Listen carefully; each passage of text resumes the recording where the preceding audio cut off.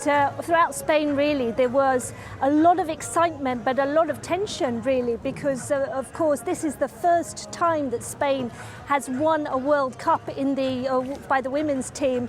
And really, the fear was that England would stand in the way between that first World Cup.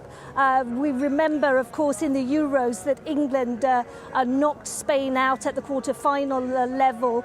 And frankly, when I was watching it here in Malaga, as you can imagine, there's a mixture of England fans and Spain fans, and the England fans felt a lot more confident. There's also perhaps the younger generation in Spain are behind La Roja, but it's taking time really for women's football to take off in quite the same way that perhaps we've seen in England. But this is making history. The commentators on the Spanish radio and TV stations just couldn't believe this, and they were, throughout that extra time, some of them were saying that they were going to have a heart attack. They wanted the whistle to be blown to put them out of their misery once they had that goal from Olga Carmona, of course a Real Madrid player.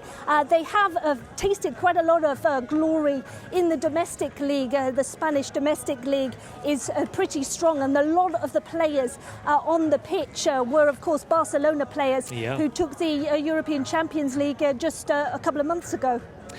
Sarah, fue demasiado. It's too much for some of the commentary teams. I mean, what a turnaround briefly as well, because this is a team that was written off by the pundits at the start because it was, a 15-player revolt against the same manager who's now took them to a victory at the World Cup. Exactly, what a day for Jorge Vidal, who had to bat off ahead of the game and throughout this tournament, really, those questions about that revolt. And basically, yes, 12 of those players who revolted are not in the selection. We did see a couple of the key players, and of course, Alexis Putellas, who was brought on late in the game.